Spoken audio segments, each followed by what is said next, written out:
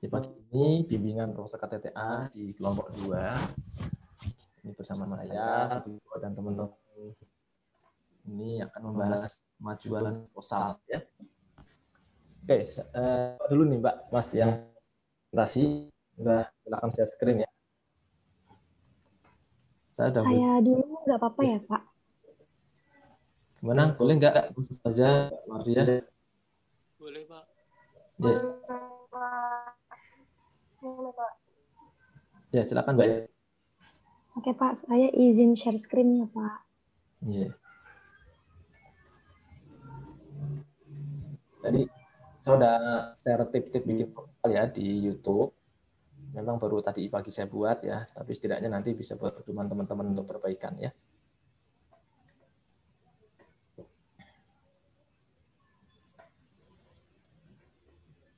Coba yang ini halaman pengesahannya udah bener belum? Oh, pengesahan. Ini ya Pak. Nah, ini kan di pedoman per 2 kan per 9 kan sekarang nggak ada ketua jurusan, langsung ketua program studi. Oh, iya Pak. Berarti ini dihapus ya Pak? Ini ketua program studi, terus nama saya di bawahnya. Oke Pak, nanti saya perbaiki. Bukan jurusan ya, karena jurusan memang mau dihapuskan. Di tata kerja kita yang baru nggak ada jurusan akuntansi, adanya langsung prodi-prodi. Ya. Oke Pak. Kan tentang akuntansi pendapatan di masa pandemi ya Mbak Indri ya. Bisa langsung aja. Iya Pak. Seperti yang tadi saya sampaikan ke teman-teman, yang sesi pendapatan tadi, kita fokus nih fenomena apa yang kita angkat di dalam penelitian ini. Coba sudah ada fenomena belum Mbak? Kalau fenomena saya udah lumayan cari, kurang ada sih Pak kalau di kantornya sendiri.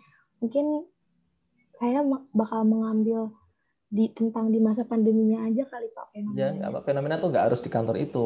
Kantor itu kan sebagai salah satu objek yang kita lihat.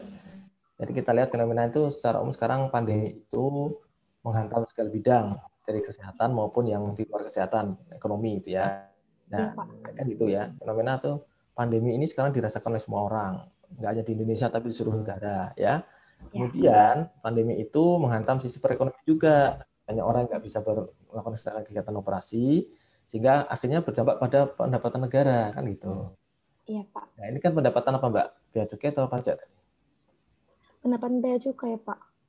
Ya nanti gitu, tarikan ke sana. Salah satu pendapatan yang terkena dampaknya adalah pendapatan cukai. Kenapa? Kenapa dia terdampak ya? Iya, Terus Pak. nanti baru larikan ini dampaknya ke kantor yang ini. Kenapa kantor ini penting untuk dibahas? Apa sebenarnya kontribusi kantor ini selama ini terhadap total penerimaan bea cukai atau terhadap penerimaan bea cukai di wilayah tersebut itu ya. Tuh. Nah, jadi biar urutannya gitu ya, Mbak. Oke, Pak. Nah, kalau saya coba mengikuti pola pikirnya Mbak Indri, ini kan maaf ya. Ini kan apa ya?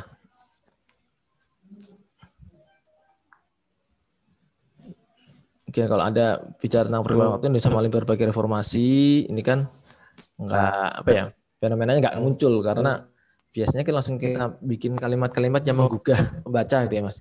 Kalau ini kan normatif saja gitu, normatif. Oh, berarti dari awal kita langsung menyebutkan masalah fenomena yang tadi Bapak sebutkan Pak, yang pandemi segala macam. Atau sebelum pandemi Anda ini dulu bahwasanya selama ini tuh pendapatan cukai khususnya itu kontribusi terhadap APBN itu seperti apa perkembangannya ya.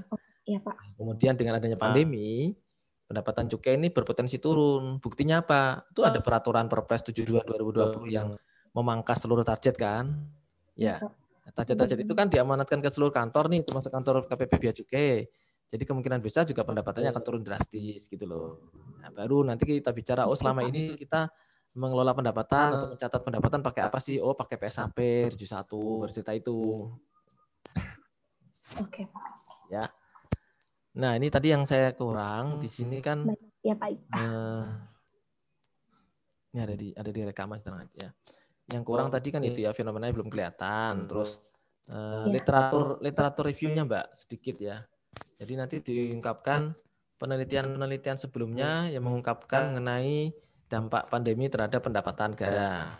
Ya. Ya tidak harus pendapatan cukai, nggak mungkin masih sedikit ya, atau mungkin belum ada yang bikin tentang itu, tapi yang minimal ada dampak pandemi terhadap pendapatan negara itu seperti apa riset-risetnya. Baik dilihat dari sisi pengelolaannya maupun dari sisi akuntansinya nggak apa-apa, diungkapkan aja di sini. Paling nggak 2-3 paper, mereka tuh selama ini hasil penelitian mereka gimana, kemudian Anda pengen terapkan itu di kantornya Mbak Inri gitu loh. Baik, Pak. Ini. Tadi kan ini masa pandemi masa mengapa. Nah, ini kan cerita gini, tapi yang namanya fenomena nanti tunjukin sama angka-angkanya ya, Mbak ya. Angka-angka selama ini gimana gitu ya. Oh, disertain data-data. Data misalkan datanya ya nggak harus kantor itu, misalkan pandemi itu kan jadi menurunkan target pendapatan cukai, gitu ya. Terus bandingkan dengan kinerja selama ini kan di kantor itu kan tadinya kinerjanya bagus nih, misalkan ya. Dan adanya pandemi, targetnya diturunin, bisa jadi ini realisasinya juga turun, nah gitu-gitu loh. Ya. Oke, siap Pak. Nah ini kan ini nih. KPP Bea Cukai Madya Pabean Belawan merupakan unit vertikal ini merupakan salah satu. Nah ini bisa sebagai argumentasi sebagai salah satu pelabuhan laut besar di Indonesia kan itu. Nah ya, tambahin datanya selama ini kontribusi KPP Bea Cukai itu gimana terhadap pendapatan di misalkan di wilayah Sumatera atau secara nasional market share-nya gimana gitu loh. Ya. Jadi biar orang tuh tertarik. Oh memang KPP Bea Cukai Belawan ini apa namanya signifikan untuk diteliti gitu ya. Oke, yang latar belakang clear ya Mbak? Ini rumusan masalahnya Pak. Nah, rumusan masalah itu Pak, clear. Bagaimana bentuk penerapan, nggak usah pakai bentuk lah. Bagaimana penerapan akuntansi pendapatan Terus saya ini sebutin kantornya setiap poin ini hapus aja berarti ya Pak. Yang mana? Ini misalnya nih kantor pengawasan sampai Belawan ini setiap poin saya ucapin gitu. Ya kan harusnya dikasih singkatan aja di atasnya sudah ada KPPBC. Oke Pak. Ya misalkan adanya tadinya sampai panjangin terus dalam kurung KPPBC. Jadi berikutnya kalau kita baca KPPBC ya KPPBC yang itu, tidak ada yang lain. Oke Pak. Ya. Oke. Apakah? Apa nih? Nomor 2 apa nih maksudnya Bapak? Kan Bapak ada bilang di CLK-nya dijelasin nggak keadaan yang sebenarnya gitu yang terjadi. Ini jangan ini nih. Telah sesuai dengan yang telah dipelajari apa enggak usah gitu ya. Jadi gini. Berarti ini dihapus aja ya Pak? Enggak, tar dulu kita perbaiki. Jangan langsung dihapus kan. Oh iya oke Pak. Ini yang nomor 3 ada enggak? Oh ada Pak. Sebentar Pak, lihat dulu. Ini nomor 3. Tadi kan udah lihat sih bagaimana bentuk perkembangan.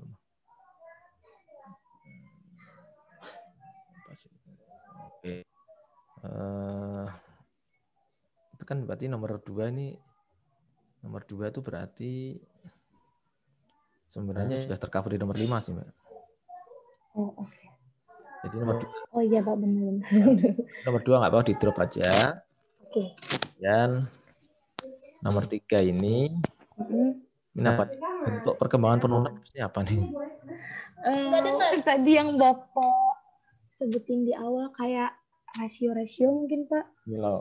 Ya, gini aja bagaimana dinamika perkembangan penerimaan penerimaan negara KPPBC ini selama masa pandemi itu aja. Anda pengen tahu kan jenis-jenis pendapatan di KPBC itu yang mengalami kenaikan tuh yang mana? Jangan selama pandemi nggak semuanya turun, ada yang naik kan. Iya, Pak. Tadi di Mas Karis tuh di Tegal itu justru ada yang naik karena tarif kayaknya naik gitu loh. Oke, apakah terdapat pengaruh atas prestasi kerja ini apa? Yang Anda maksud prestasi kerja ini apa? Di bimbingan sebelumnya Bapak ada menyinggung mengenai prestasi kerja, jadi saya masukin. Begini maksudnya, ya, bagaimana perbandingan kinerja penerimaan negara di masa pandemi sebelum dan sudah masa pandemi gitu loh. Ya kan bandingin kan? Kinerja bagaimana perbandingan?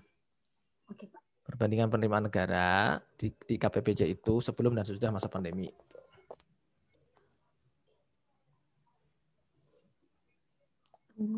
Ya, pendapat penerimaan negara sebelum dan sudah masa pandemi di kantor itu ya. Iya, Pak. Nah, yang 5, pokoknya kalau kualitatif saya arahkan ke arah bagaimana, mengapa gitu ya. Ini bagaimana nomor 5 ya, bagaimana pengungkapan laporan keuangan. Nomor 5, Mbak, bagaimana pengungkapan pelaporan keuangan khususnya berkaitan dengan pendapatan selama masa pandemi. Udah gitu aja. Oh iya.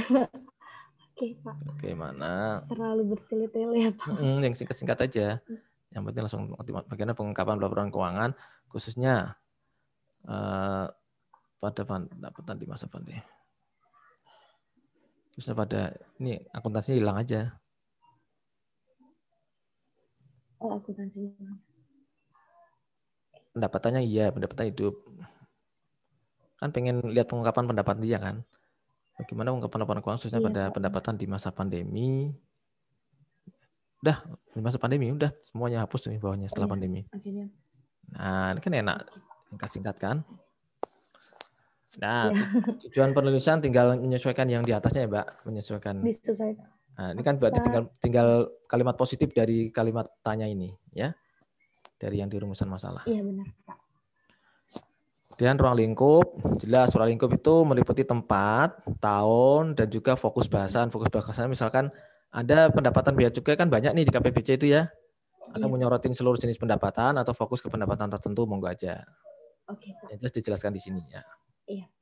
Nah, kemudian untuk metode pengumpulan data, manfaat penulisan dulu. Oh iya. Oke. Manfaat penulisan, sebagaimana saya jelaskan di video saya yang di YouTube tadi, itu umumnya ada 2 ya, manfaat akademis dan manfaat praktis ya. Jadi kalau manfaat akademis itu berkaitan dengan pengembangan ilmu pengetahuan ya. Manfaat praktis itu karena tulis Anda itu akan berguna buat kantornya jenengan dan juga berguna buat mungkin pengambil keputusan di pemerintah. Jadi berguna bagi kantor dan berguna bagi pemerintah secara umum gitu. Itu kalau manfaat praktis ya. Oke, Pak. Kalau akademis tadi ya, pengembangan ilmu pengetahuan ataupun mendorong penelitian-penelitian setelahnya gitu ya. Itu manfaat akademis. Oke, kemudian yang lain sistematika gampang. Metode pengumpulan ya. Perpustakaan oke, wawancara oke. Nah, satu lagi observasi data. Yang ketiga ya, metode observasi data yaitu observasi non perilaku. Ini di bukunya Pak Sugiono ada tuh. Metode observasi data ya. Observasi data dan kurung observasi non perilaku dia. Nanti dijelasin observasi data itu apa. Berarti kan dari kita ngumpulin data dari kantor itu kan berupa data apa? Struktur organisasi, data laporan keuangan, data apapun yang Anda dapat di sana nantilah. Ya. Iya. Oke, udah itu aja jadi selesai. Alhamdulillah. Ya, asal ini runut gitu ya. Antar paragraf itu juga nyambung. Biasanya itu kalimat terakhir di satu paragraf akan menjadi penyambung buat kalimat awal di paragraf berikutnya gitu ya. Oke, Pak. Oke. Ada pertanyaan Mbak Indri? Saya ingin mastiin aja Pak, data yang saya bakal butuhin itu laporan keuangan, CALK, terus apa lagi ya Pak kira-kira? Ya, laporan keuangan biasanya kan satu paket, di dalamnya ada oh, iya. CALK kan. Iya Pak. Peraturan-peraturan terkait cukai Mbak, peraturan-peraturan cukai selama pandemi apa? Kan mungkin ada kebijakan-kebijakan penerimaan cukai ini apa pembebasan atau apa terkait selama masa pandemi. Iya, tapi kalau yang terkait cukai tadi Pak, nggak diminta di dalam surat riset itu kan Pak? Maksudnya kita cari di peraturan aja kalau itu ya kan Pak? Oh iya, kalau Anda sudah dapat nggak usah ke kantor, nggak apa-apa kan. Oh iya. Kan Anda tadi nanya, Anda tertahu. Iya, iya Pak. Iya. Ya, saya belum tahu persis ya. Kalau kantornya pasti minta data struktur organisasi, minta data uraian tugas fungsi masing-masing bagian, ya enggak, dan data tentang sumber daya manusianya ada berapa, ya enggak, sarana prasarana gimana, udah pakai internet segala macam gitu kan. Itu paling profil kantor lah. Kalau kantor tuh visi misinya paling ikut visi misi DJBC ya secara umum ya. Iya. Nggak tahu saya ke Beacukai itu ada visi misi tiap kantor nggak? Mungkin kalau misi ada, tapi kalau visi harusnya jadi satu Beacukai. Oke Pak.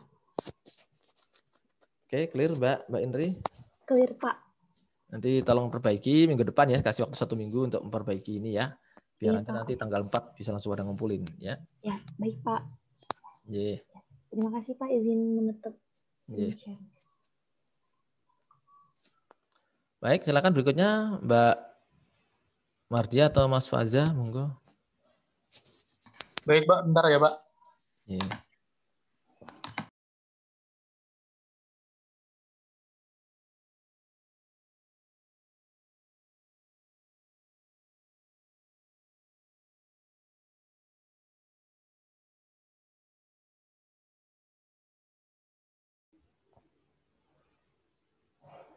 Nah, silakan Mas. Apa nih? Turun judulnya.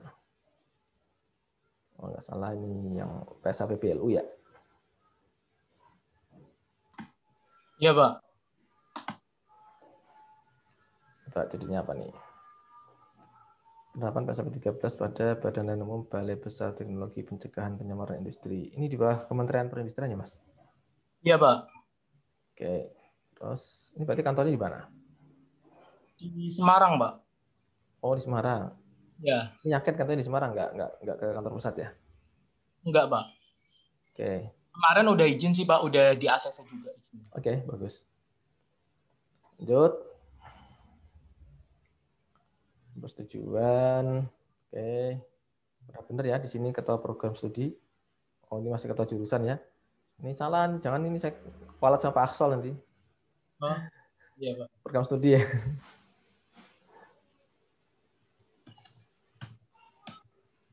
Ya, dah.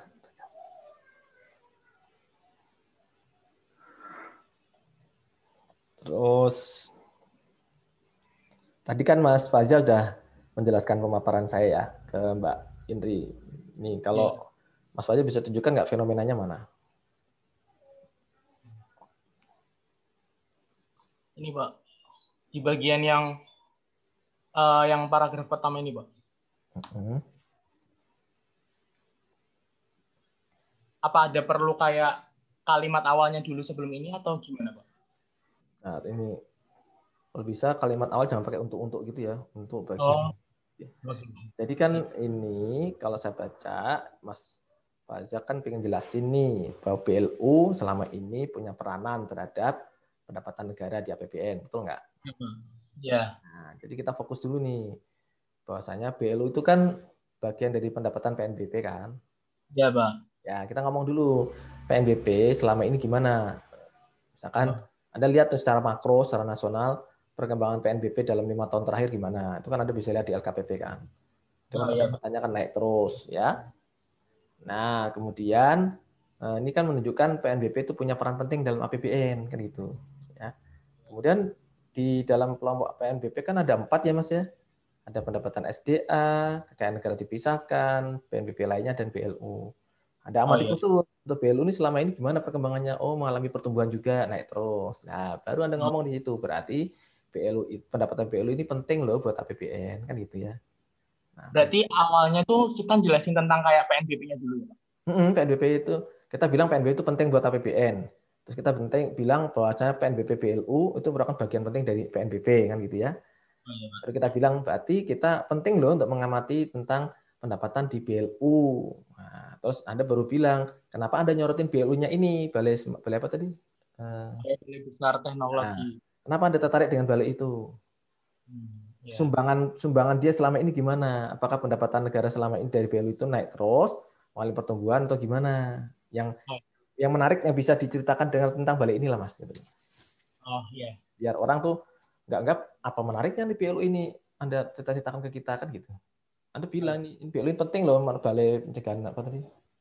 Pencemaran lingkungan. Nah, ini pencemaran lingkungan ya? Ya. Nah, bisa dikaitkan kalaupun kontribusi dia nggak berkaitan dengan pendapatan. Nah, kita lihat bahwa fungsi PNBP kan ada 2 ya. Fungsi budgeter dan fungsi regulatori. Nah, BLU ini punya peran di samping untuk menyumbangkan APBN, dia juga peran untuk mengendalikan pencemaran lingkungan. Nah, itu bahasanya isu lingkungan hidup saat ini menjadi isu yang krusial di masa-masa sekarang, di mana sekarang limbah itu makin banyak, gitu kan ya. Jadi isu tentang lingkungan itu semakin penting, gitu loh. Itu bagus fenomena itu diungkap. Baik Pak, baik Pak. Ya, penting Mas Fajar ngerti ya, nanti bisa diolah ininya ya, Ya. ya. Tapi yang jelas dikasih angka-angka tadi Mas ya, angka-angka PNBP, angka sumbangan BLU terhadap PNBP nasional. Berarti kalau kayak gitu kita lihat dari lab Q-nya apa kita langsung wawancara gitu? Kalau yang umum-umum kan ada di LKPP Mas. Oh, iya. Yang tadi kayak sumbangan PNBP dalam 5 tahun terakhir Anda bisa lihat LKPP itu. Atau lihat di nota-nota keuangan, nota-nota keuangan APBN. Biasanya kan dia menceritakan perkembangan PNBP atau pendapatan negara beberapa tahun terakhir kan. Anda bisa lihat di situ, ada grafik-grafiknya bagus tuh. Kalau misalnya gini tuh kita meninjaunya 2 tahun atau 1 tahun 2019 gitu boleh, Pak? Ini kan PSAP 13 ya Mas. Ya. Ya, Anda lihat itu kalau mau Anda lihat ininya apa namanya transisinya. Ya. Laporan keuangan dia sebelum PSAP itu bagaimana, setelah PSAP gimana, gitu loh. Itu bagus tuh. Jadi kan dia kan nanti dari saya nggak tahu ya si BLU ini menerapkan BLU-nya sejak kapan Mas. Karena kalau sesuai dengan PMK 42 itu harusnya BLU itu PSAP 13 beserta sistem akuntansinya diterapkan selambat-lambatnya mulai pelaporan keuangan tahun 2018. Ya. Jadi setidaknya nanti Mas Fauzi, mohon maaf, lihat PSAP penerapan dia secara konsisten nggak 2018-2019 ya, konsisten nggak penerapannya gimana? Bandingkan dengan tahun sebelumnya, ya. Sebelumnya kan dia mungkin dual reporting ya, ada laporan yang sesuai PSAK, sesuai PSAP ada 2 ya. Jadi kalau ini kan sekarang PSAP doang nih, gitu loh. Jadi Anda lihat di transisinya, nanti Anda pakai pola pikir kayak tulisan saya itu Mas. Tulisan saya yang sama mahasiswa KTTA itu loh. Ya. Yang PSAP di STAN ya. Kayak gitu. Pak izin bertanya Pak. Yeah. Kan kemarin kan saya lihat yang datanya yang jurnalnya Pak Puji itu Pak. Nah, itu kan kalau misalnya menggunakan PSAP itu kan diaudit oleh BPK. Nah, tapi itu kayak saya kemarin lihat lab Q-nya yang BLU-nya objeknya saya itu yang tahun 2019 itu kok masih diaudit oleh KAP ya Pak? Apakah itu menarik? Jangan-jangan BLU-nya nggak ngerti. Sekarang itu harus single reporting, cukup PSAP saja, gitu loh Mas. Tapi kalau misalnya itu nggak mungkin diaudit oleh 2 auditor gitu nggak mungkin ya? Nggak, kalau auditor BPK fokusnya ke PSAP ya, oleh PSAK oleh KAP. Nanti Mas Fauza bisa tanya ke Pak, ini kok masih ada 2 pelaporan ya gitu. Kalau sesuai PSAP 13 kan Satker BLU hanya cukup bikin laporan keuangan yang berdasarkan PSAP saja. Dan kenapa Satker Bapak kok misalnya tetap pakai PSAK? Kepentingannya apa? Nah, kan kita pengen tahu nih sebenarnya kenapa mereka masih tetap mempertahankan PSAK kan gitu. Nah, tapi mungkin kalau nggak sih Pak, kalau misalnya sampai saat ini BLU-nya itu nggak pakai PSAP, masih pakai PSAK. Nah, itu menarik kalau pakai peraturan sebelumnya mereka tuh dual reporting Mas, bukan nggak pakai ya. Dia dual reporting dalam artian dia untuk yang LRA itu pakai PSAP karena kan untuk pertanggungjawaban anggarannya Mas ya. PSAK kan nggak ada laporan hasil anggaran. Tapi pasti paling nggak dia berarti bikin 2, nggak mungkin dia cuma bikin PSAK doang. Ya. Gitu. Justru yang menarik kenapa dia tidak meninggalkan PSAK. Gitu loh ya. Padahal sudah ada PSAP 13, sudah ada PMK 220 2016 yang mengatur sistem akuntansi pelaporan keuangan BLU. Masih cukup pakai itu sebenarnya. Itu nanti Mas Fajar bisa gali setelah wawancara ya. Kenapa sih kok dia masih mempertahankan PSAK misalkan? Tapi memang benar ya Mas Fajar lihat tadi masih ada laporan yang pakai PSAK. Kemarin saya lihat yang laporan keuangannya tahun 2019 sih masih pakai KAP gitu sih, Pak. Nah, KAP apa? Itu menarik Mas. Kita pengen tahu kenapa mereka masih mempertahankan itu, gitu loh ya. Kira-kira manfaat apa yang mereka dapatkan dari pelaporan keuangan berbasis PSAK gitu loh. Ya. Ya kan bisa jadi ada ketentuan yang kita nggak tahu ya. Terus gimana Mas? Kalau semisalnya Pak, kalau mereka masih menggunakan dual reporting gitu, masih berhubungan nggak sih Pak sama rumusan masalahnya saya? Soalnya kan rumusan masalahnya saya kan faktor pendukung implementasi dari kan berarti kan kita bilang kalau dia masih dual reporting, berarti si Satker ini belum sepenuhnya mentaati ketentuan PSAP, gitu loh. Karena di PSAP 13 jelas-jelas bilang laporannya cukup itu saja, cukup 7 yang dihasilkan sesuai dengan standar akuntansi pelaporan, standar akuntansi pemerintahan kan gitu. Ya, kalau dia masih ke sana, berarti dia masih pakai rezim lama. Kenapa itu masih dia pakai, itu kan yang kita pertanyakan kan, manfaatnya apa sih gitu loh. Nah, berarti kalau dia masih itu, jangan-jangan nanti faktor-faktor tadi kan ada tahu. Oh, dari sisi SDM berarti ada ketidakpahaman dari sebagian SDM mereka. Bahwasanya harusnya dia sudah meninggalkan PSAK gitu loh, ya. Atau dari sisi leadership misalkan mungkin Anda bisa Mas Fajar bisa tambahkan ke faktor-faktor yang belum saya tulis ya Mas. Kan Mas Fajar bisa lihat di paper lain ya. Misalnya leadership nih yang belum saya gali di tulisan saya leadership. Apakah dari sisi kepemimpinan atau komitmen pimpinan itu gimana? Apakah mereka justru malah mengarahkan tetap pakai PSAK? Kita nggak tahu juga kan. Gitu loh. Nah, tetap relevan Mas, tetap masih bisa. Baik Pak. Tapi jelas tadi Mas Fajar paham ya yang alurnya yang di latar belakang itu ya. Terus nanti ada beberapa paper yang Anda quote di sini Mas, Anda citasi. Ini sudah ada PMK. Kemudian ada paper-paper yang sudah dimuat nggak di sini? Belum saya masukin ke daftar pustakanya Pak, tapi udah nggak, ada di sini di latar belakang. Oh, belum Pak. Ya, penelitian mengenai penerapan PSAP 13 pada BLU telah dilakukan misalnya oleh Fariha dan Wibowo 2018 tuh ya. Kan tulisan saya 2018 tuh ya. Nah, kan pernah tuh. Nah, terus di situ menemukan apa? Oh, misalkan penerapan PSAP 13 itu bisa berhasil dengan mempertimbangkan faktor ini. Kan itu ya. Nah, nanti Mas Fajar pengen lihat apakah faktor-faktor itu dijumpai di objeknya jenengan gitu loh. Atau ada faktor lain yang sebelumnya belum diungkapkan di tulisan sebelumnya gitu, Mas. Itu namanya, itu udah research gap, itu udah menunjukkan perbedaan penelitian Mas Fajar dengan penelitian sebelumnya. Jadi Anda mengungkapkan ada variabel lain yang belum saya bahas sebelumnya gitu loh. Ya. Iya, Pak. Oke. Ini tadi kan Anda kan belum cerita nih peranan menarik. Kenapa dia menarik kan belum. Anda kan cuma bilang menurut cukup menarik karena menurut yang notabene apa notabene Mas? Yang bahasa baku ya. Iya Pak ya. Nah ini harus dikasih argumentasi kenapa? Apa karena dia pengadaan barang jasa terus menarik kan nggak juga, nggak cuma itu kan. Pasti karena tadi Mas, isu lingkungan aja diangkat. Isu lingkungan ya. Terus kalau sudah punya data awalnya dari pendapatan dari BLU dia itu gimana, mengalami pertumbuhan atau tidak, itu bagus. Tapi kalau nggak minimal ini pendapatan BLU tentang lingkungan ini penting loh, gitu loh, ya. Oke, terus Mas, ini kan tadi ditambahkan penjelasan itu ya. Oke, rumusan masalah. Rumusan masalahnya apa nih?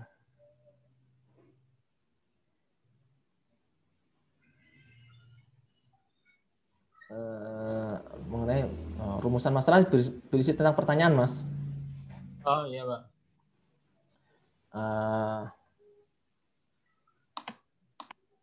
Ini bagaimana penerapan PSAP 13 di Balai Besar apa gitu ya.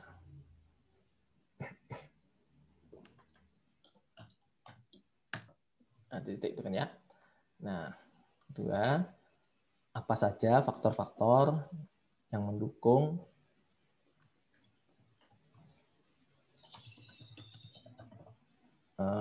apa istilahnya? Mendukung efektivitas penerapan PSAP 13. Nah, nanti kan kita tahu, kita bisa menilai dia efektif atau tidak kan di pertanyaan pertama ya. Kalau dia nggak nerapin berarti belum efektif dia kan gitu ya. Efektivitas penerapan PSAP 13. Udah 2 pertanyaan ini aja cukup. Ya. Oke, terus kalau tujuan penulisan kan tinggal kalimat positif dari 2 rumusan masalah itu ya Mas ya. Ini enggak memperoleh pemahaman dan enggak usah gitu langsung tadi ya. Apa tadi? Pokoknya menjawab pertanyaan yang di rumusan masalah deh gitu ya. Oke, kemudian yang tujuan penulisan itu dibagi 2 Mas. Enggak deh. Manfaat penulisan. Ini kan tujuan. Manfaatnya mana Mas? Oh, ruang lingkup dulu ya. Ya. Ruang lingkupnya mana nih Mas? Mohon maaf.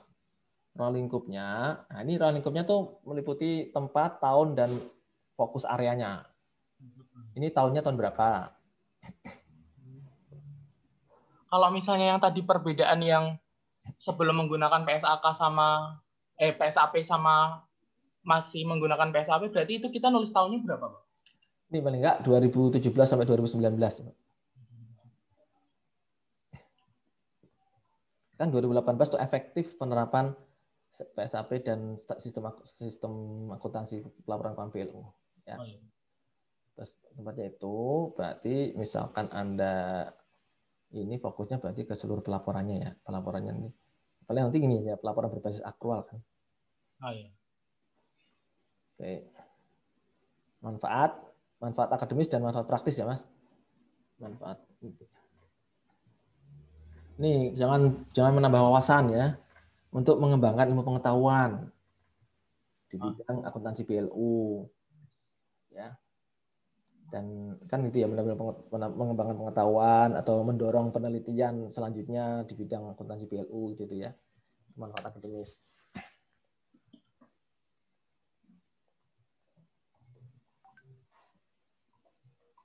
Kemudian manfaat praktis, jangan bagi penulis, penulis sudah otomatis itu nggak usah ya. Manfaat praktis itu tadi bagi objek yang kita teliti betul. Kemudian bagi pemerintah secara umum gimana? Bagi sisi regulator mungkin untuk evaluasi kebijakan atau apa gitu ya Mas ya. Nah, ini bagi pemerintah kan jelas nanti kita akan lihat sebagai pembina BLU siapa sih pembina keuangannya kan ada di DJPB ya. Sementara untuk apa namanya untuk penerimaan negaranya kan di DJA gitu ya. Iya. Di situ ya. Udah jadi itu Mas. Nah, metode pengumpulan data, literatur, oke, wawancara. Kemudian yang ketiga ya Mas ya, observasi data ya. Observasi data itu sebenarnya yang Anda lihat itu yang mengamati data yang diperoleh, bukan perilaku orang ya. Observasi kan terkait sama pengamatan kita ya. Biasanya kita ngamati perilaku orang, gimana orang bekerja, gimana orang melayani pelanggan gitu kan ya. Tapi yang kita amati itu data-data yang kita peroleh dari kantor itu.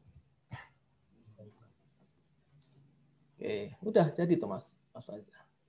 Pak mau tanya Pak, kalau berarti data yang saya ambil itu meliputi kayak wawancara tentang regulasi SDM kayak gitu-gitu aja ya Pak?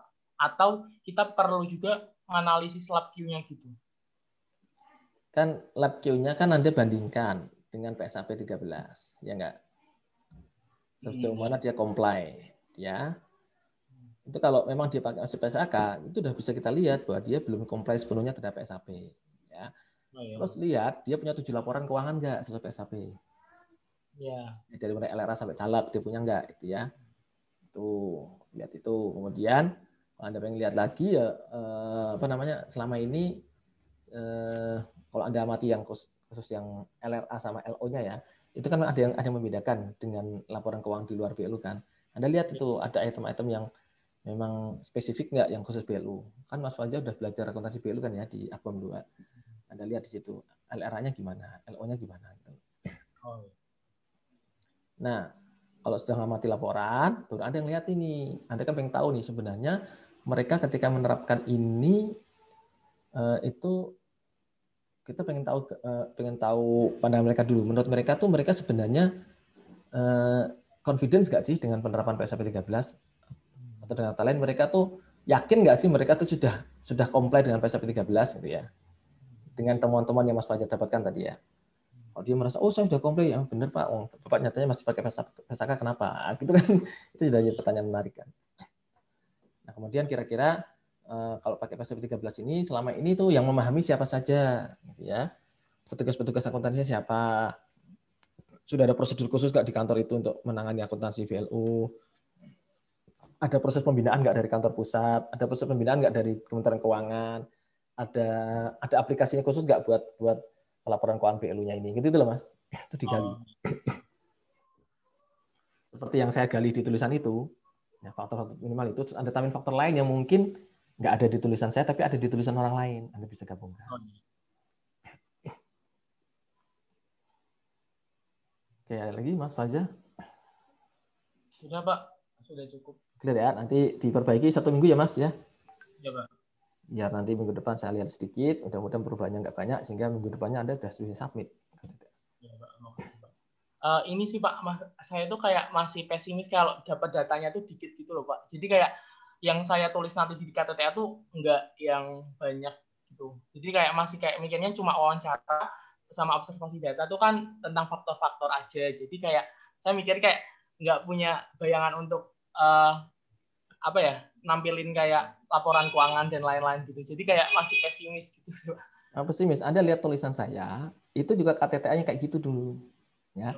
Jadi akuntansi itu jangan Anda bayangkan cuma isinya cuma penjualan debit kredit gitu enggak ya. Ini kan kita pengen lihat ini kan zaman juga penerapan PSAP. Kita pengen lihat sejauh mana kantor ini comply terhadap ketentuan PSAP.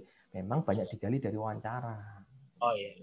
Dan itu bagaimana cara kita memoles nanti di dalam laporan gitu loh Mas. Jadi ngambil datanya hanya laporan keuangan aja ya Pak? Laporan keuangan kan nggak cuma itu Mas, struktur organisasi dia gimana, visi misinya gimana ya, tugas pokok fungsi berkaitan sama keuangan, total akuntansi itu gimana, SDM-nya berapa, tingkat pendidikan gitu loh ya, profil kantor lah gitu loh. Banyak Mas, tenang aja, nggak akan kehabisan bahan untuk nulis. Apalagi ini masalah menarik. Anda tadi udah mengungkapkan dia punya PSAK itu punya laporan yang masih PSAK itu dia sudah menarik itu. Kenapa dia masih pakai itu? Jangan-jangan ada hal lain yang selama ini saya juga nggak tahu.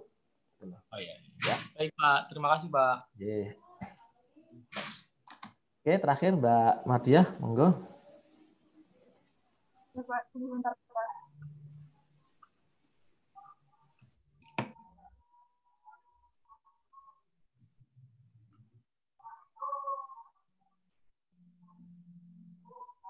Sudah muncul belum Pak?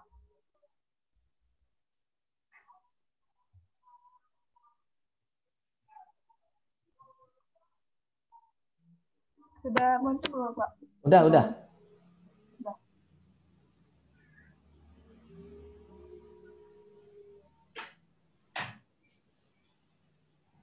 Oke. Bagus nih. Nah, ini udah benar proses studi. Ini belum diganti namanya. Ya, kan tinggal di copy paste dari yang sebelah kirinya. Iya, Pak.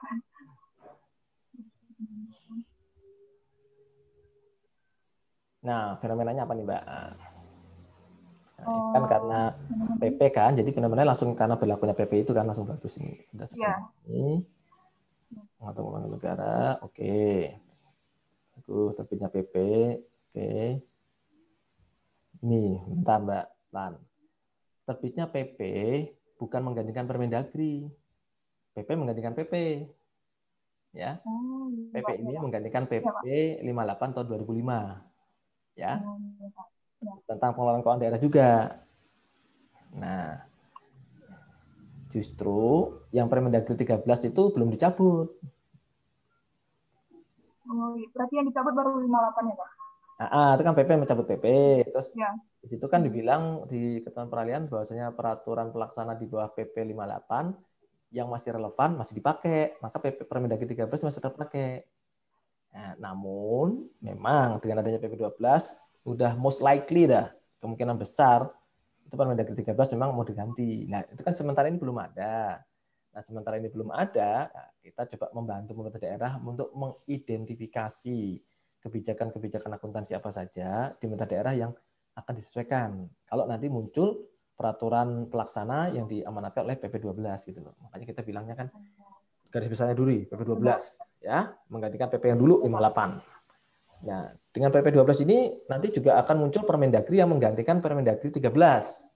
Ya. Ya, Permendagri yang baru ini kan nanti sebagai pedoman Pemda untuk membuat atau mengembangkan kebijakan akuntansi, ya enggak, kebijakan pemerintah daerah kan gitu.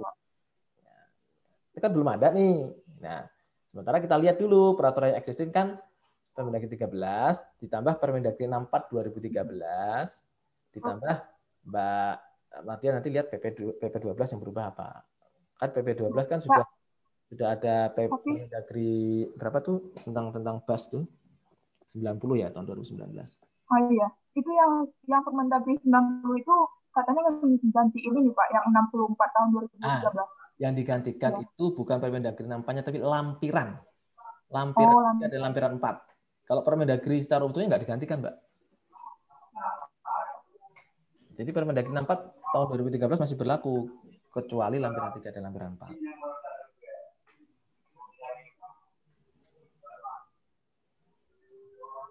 Jadi ininya yang saya ubah ya Pak? Ini kan peraturan itu yang atas itu nggak perlu, kan di bawah sudah ada tuh menggantikan PP, ya itu benar, tapi yang 12 yang itu jangan dulu, ya itu nggak usah ya. Di peraturan ini bukan menyempurnakan, mengganti ya. Kalau menyempurnakan itu revisi, jadi PP-nya diganti, dimasukkan untuk mengganti peraturan. Oke.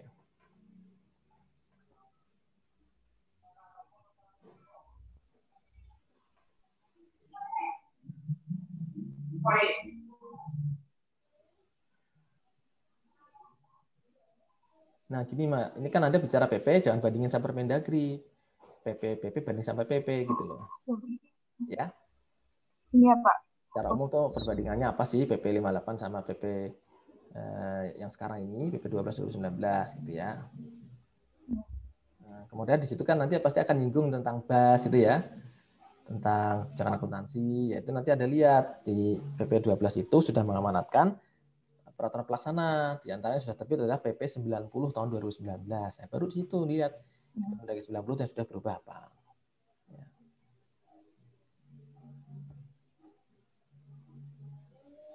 Terus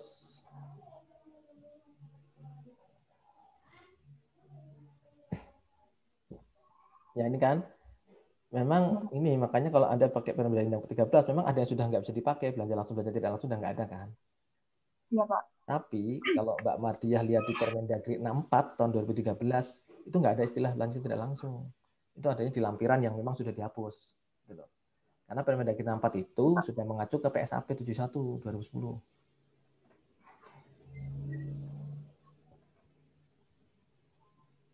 Makanya nggak apa-apa sih diungkapkan bahwasanya ini kan berarti ini sudah nggak berlaku gitu ya dengan PP ini. Ya, Pak. Kan belanjanya nggak itu lagi kan? Ya, Pak. Nah, nggak apa-apa, karena itu nanti nggak berlaku kan, nggak perlu disesuaikan. Oke, terus maunya apa nih, Mbak?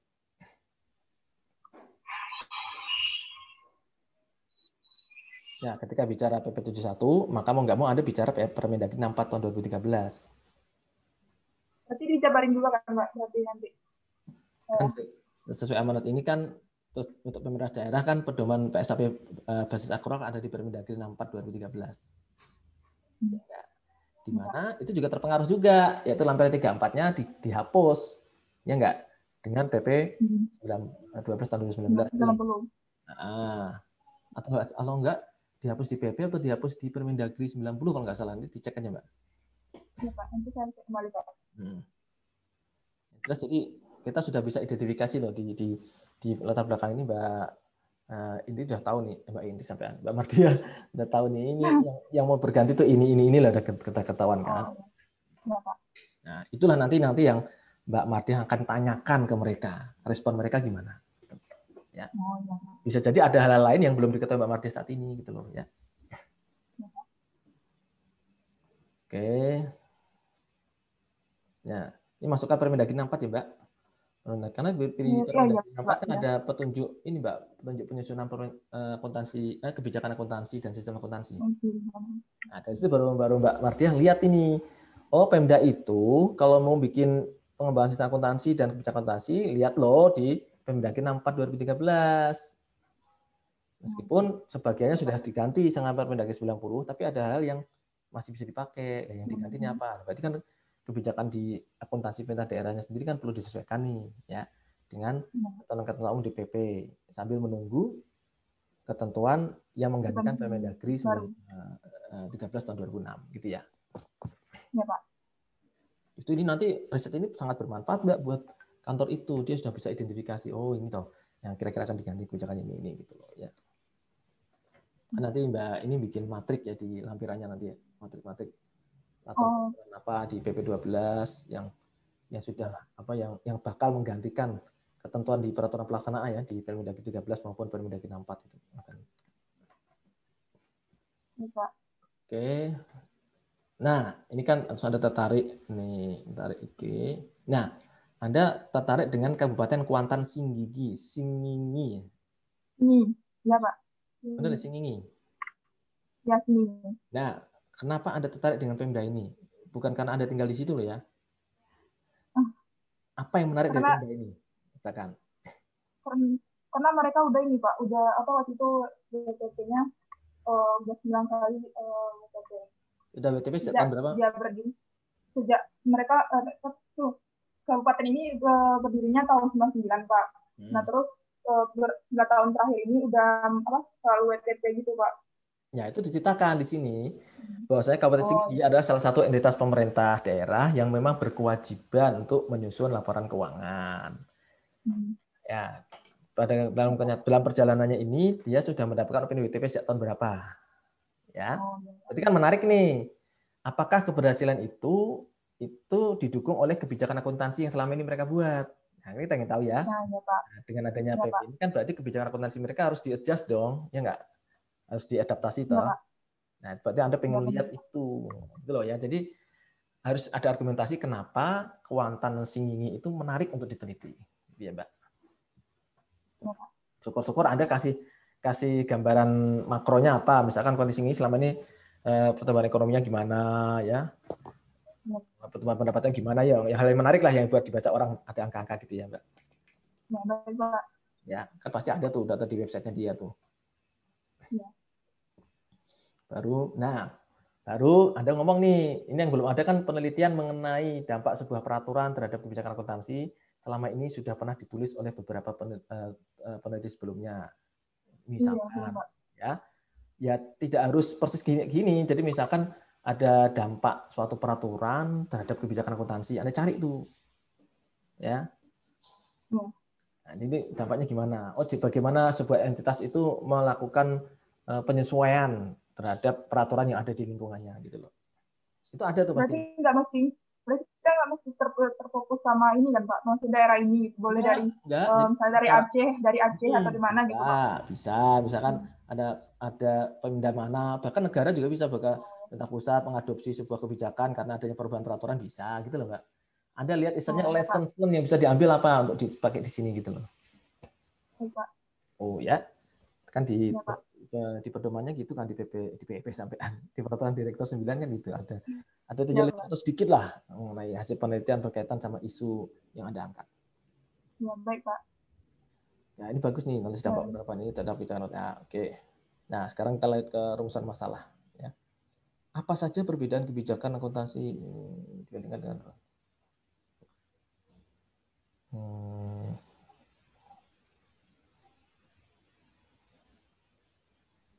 boleh sih ya, bisa perbedaan akuntansi. Oke.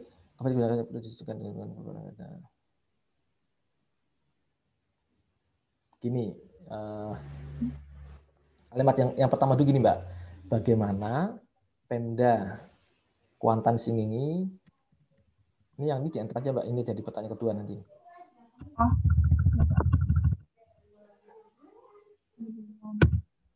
Ya, bagaimana Pemkab ya Mbak ya, Pemkab Kuantan Singingi mengembangkan kebijakan akuntansi di daerahnya selama ini, ya. Sebenarnya kan gitu ya. Kan kita pengen tahu selama ini tuh dia mengembangkannya tuh apa, kayak gimana? Dia apakah benar-benar perlu dorongan dari pemerintah dulu, atau dia secara kesadaran begitu ada peraturan kemarin Permendagri 64 2013 dia langsung berinisiatif sendiri gitu ya Mbak? Apa nunggu ada temuan BPK kan gitu ya? Ini nanti kalau jadi teori di bab 3 teori, nanti pakai ini Mbak, pakai teori institusional nanti. Nanti Mbak Madia coba cari teori institusional. Bagaimana sebuah institusi beradaptasi terhadap lingkungannya. Kan ada teori yang dia normatif. Dia mengadjust karena memang menurut dia itu baik untuk berkembang, untuk menyesuaikan diri. Atau dia menyesuaikan diri nunggu dipaksa. Itu teori koersif. Ya, nanti dilihat di teori konstitusional. Berarti nanti kita lihat gitu kan Pak, kan misalnya kita baca yang teori institusional, terus kita lihat di pemerintahan ini dia menerapkan teori institusional itu atau enggak gitu kan Pak. Lebih teori institusional yang pendekatan normatif atau pendekatan koersif gitu loh. Oh iya. Itu bagus, itu bisa minimal Anda sudah punya grand teori nih buat jelasin fenomena di sini. Oh, tadi saya yang lain belum bicara tentang teori karena tadi kan memang masih proposal ya. Nanti kalau sudah sampai laporan sudah bicara teori. Ya, Pak. Nah, ini apa saja perubahan, apa saja kebijakan akuntansi dibandingkan, kemudian apa saja kebijakan akuntansi yang perlu disesuaikan. Terus ini aja, kan kalau sudah bilang bagaimana dampak penerapan terhadap yang nomor 3 nggak usah Mbak. Kan sudah tercover di nomor 4.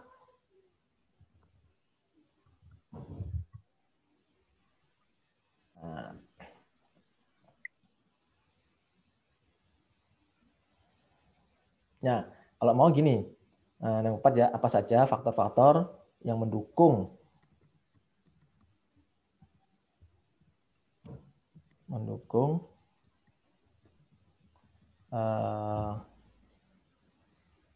perubahan kebijakan akuntansi Pemda yang mengadopsi ketentuan PP 12 tahun 2019. Kita pengen tahu. Maksud saya gini, dia Merpati pengen nanya. Kan nanti Mbak Madiah pengen tahu nih ya, dukungan pemerintah gimana? Saya pimpinan, aware nggak terhadap ini ya? Kalau dari SDM-nya gimana? Ngerti nggak tentang akuntansi? Kemudian dari sisi sarana prasarananya, ya, SOP-nya, ada pembinaan dari Kemendagri, segala macam itu kita pengen tahu. Kalau faktor-faktor terpenuhi, maka orang itu akan mudah berubah gitu, Mbak. Ya, akan mudah mengalami perubahan. Itu Anda bisa lihat di tulisan saya tentang PLU. Itu kan bisa dilihat dari situ juga ya. Yang ketika STAN mengadopsi PSAP 13, itu kan berubah tuh. Yang tadinya pelaporannya ada 2 menjadi cuma single reporting ya. Nah, itu kan bisa dilihat faktor-faktor itu ya. Nah, baru tujuan penulisan merupakan kalimat positif dari pertanyaan itu yang 4 tadi. Ya, tinggal disesuaikan ya, Mbak. Ya, Pak. Oke, kemudian ruang lingkup penulisan, oke. Kan yang digunakan dalam keuangan tahun 2019. Permendagri kan ini sebenarnya literatur review sama ini ya. Permendagri 13 dan peraturan ini termasuk peraturan bupati sudah ada ya. Peraturan bupati tentang apa? Yang mengenai kebijakan akuntansi untuk daerah kan peraturan bupati banyak ya. Analisa Permendagri 13 dan ini Mbak belum nih Permendagri 64 2013. Dan Permendagri 64 2013, kemudian Permendagri 90 tahun 2019.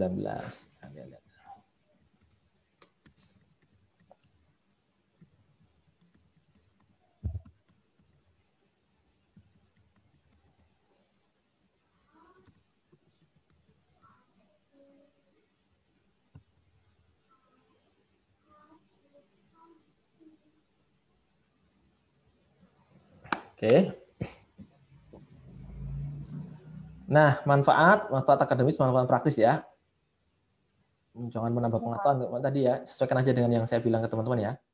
Pengembangan pengetahuan, mendorong penelitian berikutnya gitu ya. Praktis itu bagi penulis hilang lah, nggak usah. Bagi kantornya, bagi Pemda itu Mbak, bagi Pemda itu kan berarti dia akan membantu dia untuk melakukan apa ya, evaluasi secara dini ya. Untuk mengidentifikasi tadi kebijakan apa saja yang perlu disesuaikan ya.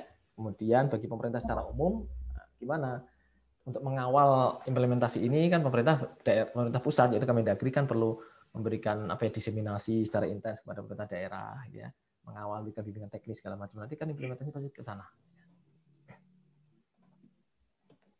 Jadi bagi Pemda sama bagi pemerintah pusat ya, pemerintah pusat itu pasti Kemendagri itu. Oke, itu aja Mbak, udah jadi tuh. Oh, betul data. Pustakaan, wawancara, sama satu lagi ya observasi data ya.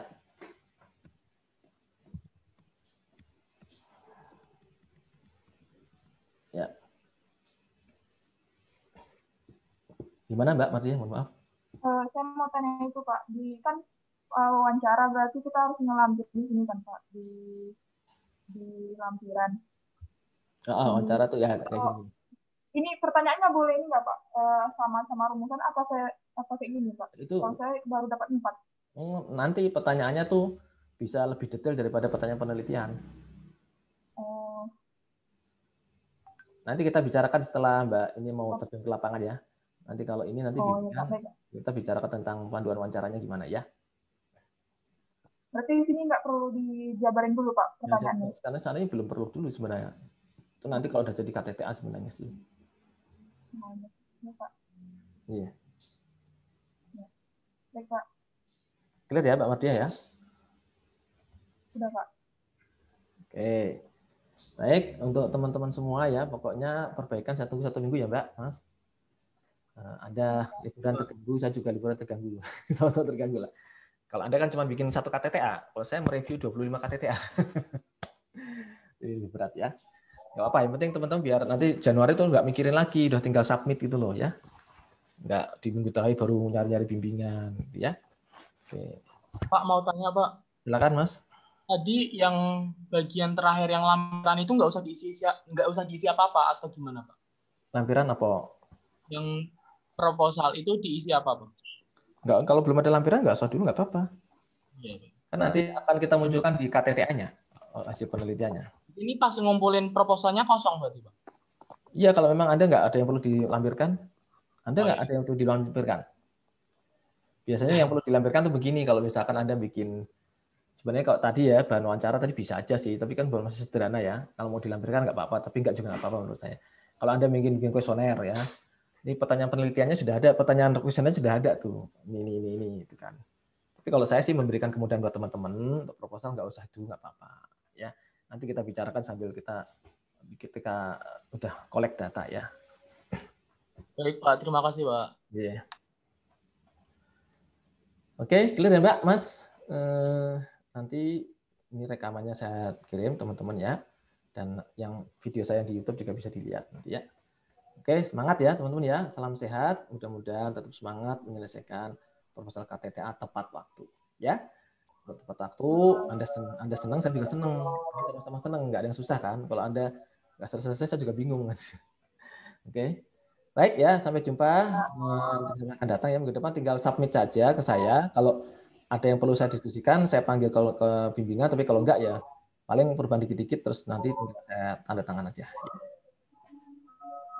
Baik Pak. Baik Pak, terima kasih Ini kan sudah memenuhi kuota bimbingan kan, proposal udah 3 kali kan ini? Iya, ini yang ketiga kan ya? Iya Pak. Minimal 2 kali ya, Anda udah lebih ya. Oke. Makanya minggu depan itu hanya untuk yang kasus tertentu saja yang mau bimbingan monggo, tapi kalau saya nilai udah oke, saya nggak perlu nggak perlu nyenggarain sesi bimbingannya. Tapi kalau mau yang secara khusus sendiri-sendiri silakan, tapi mungkin nggak sebanyak yang minggu ini ya. Oke. Makasih ya Mbak, Mas. Sampai jumpa di kesempatan yang akan datang. Sama-sama Pak. Yuk, assalamualaikum. Terima kasih Pak. Terima kasih Pak. Waalaikumsalam warahmatullahi wabarakatuh.